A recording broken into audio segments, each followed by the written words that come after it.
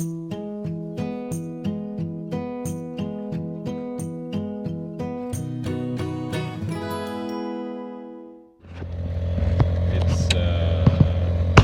10 to 4 in the morning. Just pulled away from the Beaver Island dock. It's still foggy. However, there's half a moon to the south. I can see the landmass. I can even see across the bay to where those sailboats. There's 3 sailboats moored over there. So I'm just gonna hug the shore, the southern shore. I can see it behind, or the moon illuminates it a bit, and that keeps me away from the rocks. The only thing I gotta worry about is the Cumberland Reef, which is right at the end. As long as I go out far enough, I should be able to round that point. I've got C-map, I've got my GPS,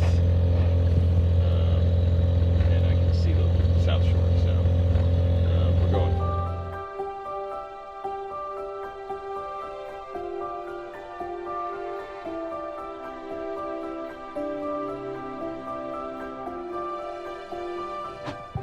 Well, we made it out of the channel.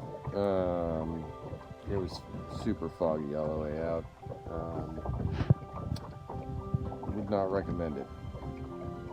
Definitely less nerve-wracking to do it at a time when you can see better. I had plotted there's a southern cut that goes between 2 of the islands. I'll look it up, but would not recommend that either.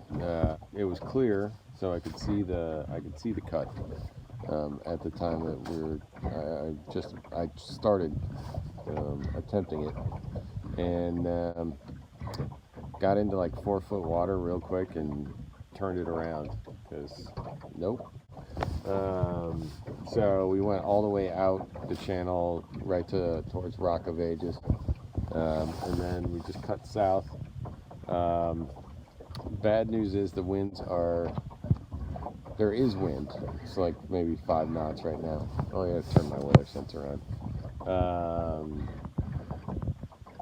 But it's heading around to the southeast now. So right now I'm pointing, and we'll see how it goes. But so far the wind direction is not helping. We've got the island over here on the port side with the sun coming up. Nice kind of pinky purple situation. So yeah, I gotta go tend to the sails.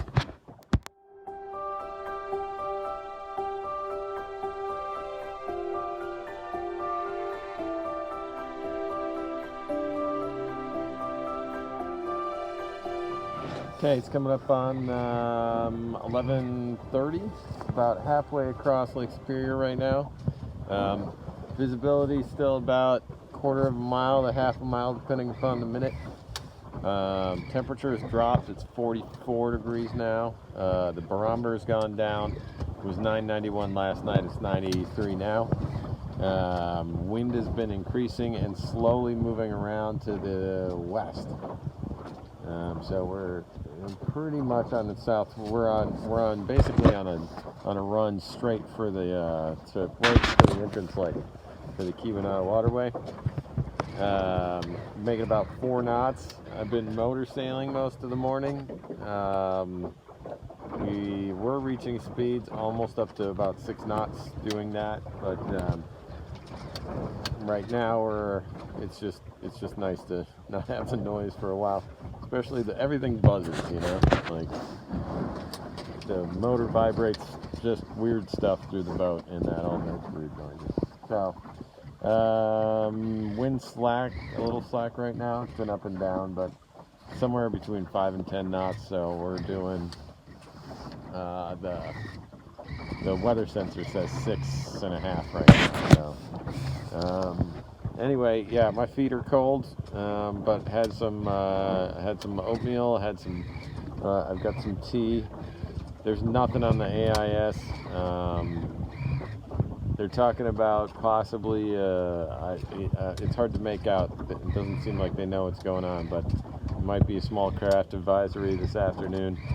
So trying to make best time across. So gonna do this for a while at least and see. I think the wind's gonna pick up a little bit more so we can make better time. Otherwise I might turn the motor back on and get a couple more knots out of it and see if we can. They said around 2 it's supposed to start getting a lot more windy. At our current rate of speed, we won't be to the light by then. It'll be like, I don't know, 5 o'clock maybe. It depends on if at 5.5 knots we would have been there at like 4:30, but by the time we get to the light, it's probably going to be like 5:30 or 6.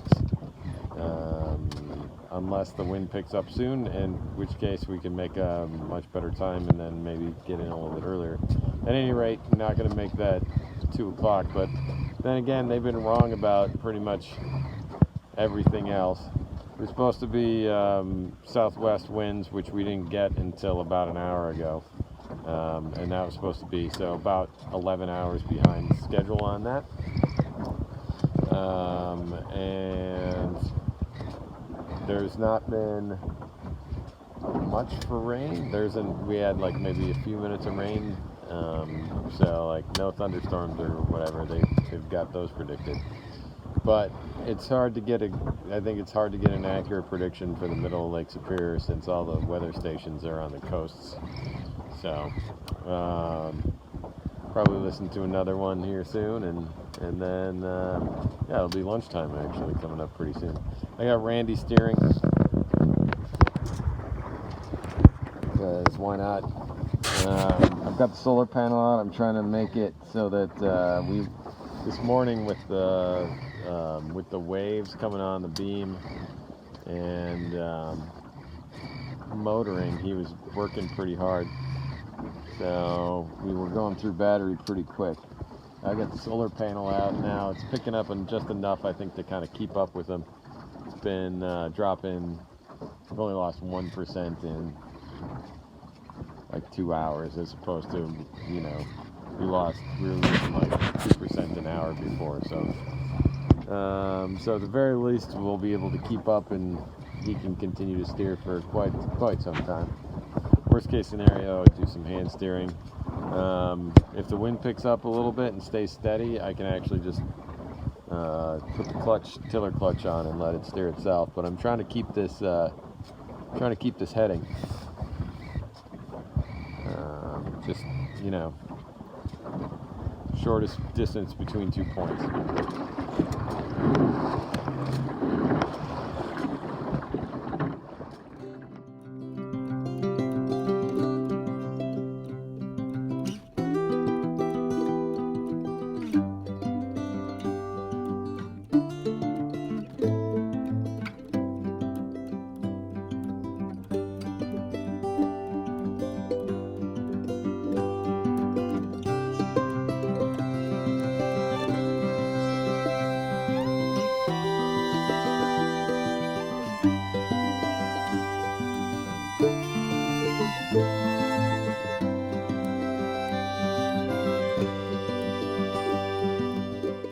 Still early in the afternoon. We're 15.5 miles from the entrance light. It's foggy still. Visibility's half mile, and we're tracking an AIS target back here. He's crossing this way, about 2.7 miles out. I think he knows I'm here because he keeps blowing his foghorn, but I'm not getting enough information on the AIS. All I know is that he's from Canada, and he's going, I got his direction and everything, 14 knots in that direction, so it didn't trigger the collision of warnings or anything like that. I'm just trying to be careful and keeping my eye on him. Otherwise, so far, yeah, it's cold. The temperature keeps dropping. We're now like, it's, I don't know, not by much, but 46, and the wind's coming up a little bit more now, so it's chilly. Got my my collar thing on.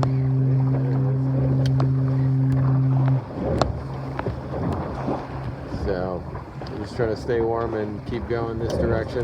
We're making about 5 knots. Land ho! Yeah, we're about 10 miles out, just under 10 miles from the light. And we got enough break in the fog, so we can see the shore now. Also, the sun has come out. It is warmer. It feels warmer anyway. And yeah, I got myself some lunch, brushed my teeth. That was fun. And yeah, a couple more hours. Maybe a little over 2, I would think. We're not quite doing 5 yet.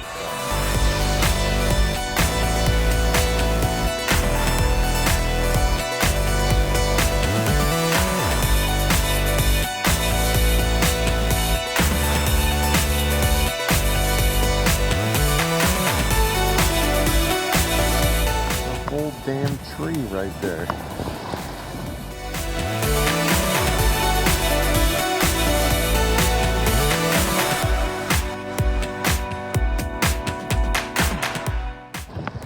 Close.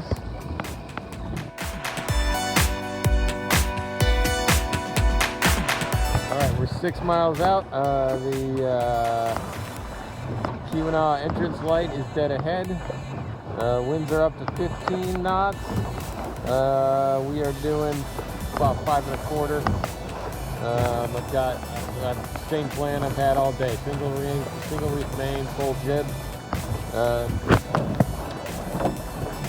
I have removed my long underwear and my woolen socks. It is now up to 62 degrees. With the sun, it feels a lot warmer. Heat indices on the shoreline today are supposed to be like 105. So I didn't want to end up, having to take all my clothes off in the middle of the canal. So give some people more of a show than they really wanted to see. So yeah, we've got a little over an hour out now.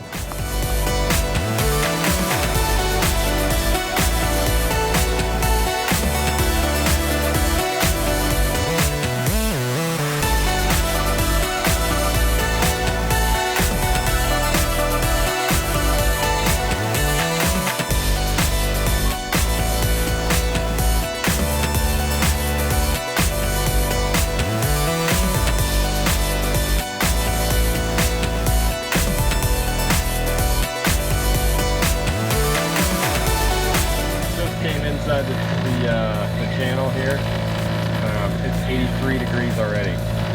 So like it jumped almost 20 degrees in the last half mile. So I might have to go find my shorts.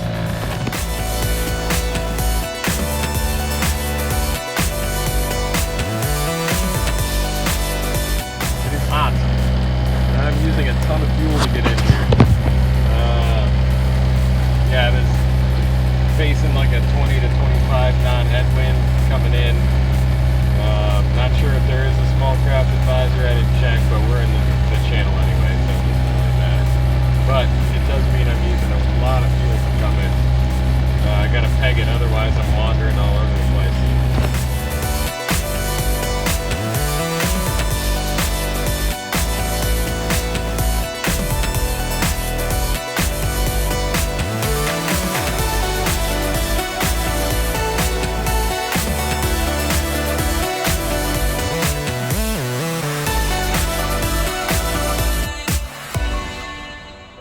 Well, I'm at home on the trailer. Figured this was as good as a place as any to wrap up. So last night, after putting the boat away, getting it on the trailer and everything, there were storms and stuff, and the boat, the cabin's a mess. So I just rented got a hotel room, really crappy, Super 8, not great. But at least I was able to get some sleep and a shower, and then drove home today. No problems there, except I'm getting some weird wear on my tires. trailer tires. The camber, it's like the camber wear on the inside. So I'm not sure if I'm gonna go get 4 new tires tomorrow. Get all 4 wheels retreaded. We're going up to where we're supposed to. We're supposed to go up to northern Michigan this weekend. Sorry if it's noisy. There's wind here. We're supposed to go up to northern Michigan for family week, and so I'm bringing the boat up, or the plan. That's the plan anyway. Thoughts on Isle Royale? A beautiful place. Would I go there again? Yes. I didn't really complete a circumnavigation to the south side. There were some things I wanted to see that I just didn't have time. I knew I wouldn't. Siskiyou Bay and things like that. It's pretty, like it's pretty remote. So like there's only 2 towns. There's Wendigo. Wendigo doesn't have shore power. It doesn't have dock water. It does have a store, and you can take a shower there for $5.51. Rent towels, that sort of thing, if you need to. Rock Harbor, shore power, water, fuel. I think they've got restaurants. I didn't check those out, but there's supposed to be 2 restaurants there. There's like actual lodging and stuff. So if you need to go anywhere, it'd be there. But there wasn't a lot of. There was some hiking and stuff out of there, but that'd be more day tripping things, I'd say. Otherwise, the rest of it is totally primitive. So as far as boating goes, I'd say same thing as hiking. Rule number 1: bring your own toilet paper. Bring everything you need. Don't overpack, but overplan. Bring plenty of fuel, way more than you think you're going to need. If it was anything like my trip, because like even if there is wind, it's got to be from the right direction for a lot of those channels and things like that. Navigation wise, I don't like, so the sea map and stuff, I definitely would have gone with a dedicated chart plotter, but like I said, I didn't get that ready in time. If you think something's sketchy, skip it. There were 2 places where I tagged my rudder. One was in Todd Harbor. There's an unmarked shoal just to the south of that point. It basically comes out parallel to the dock. And it was less than 4 foot, it was about 4 foot deep where I went through. So if you're coming in the dark, stay way to the south of that point, because that shoal was not marked. I wasn't really watching for it. I was getting because I had to put the rudder down and stuff like that. So I was a little bit preoccupied and wasn't totally paying attention to where I was going. But that didn't show on any chart that I looked at. The other time is I took that south cut coming out of Wendigo, and I looked back at that a couple of times on I tracked via sea map, and I tracked with the Garmin, and I checked the longitude and latitude. Where I hit, I tagged the rudder real light. I was going real slow, like maybe a half a knot or something like that. But I got into like 4 foot real quick. It went from like 12 to 7 to 4 in like 5 seconds. So there's rocks there, and where I was supposed to be 19 foot deep, and I checked it 3 times. So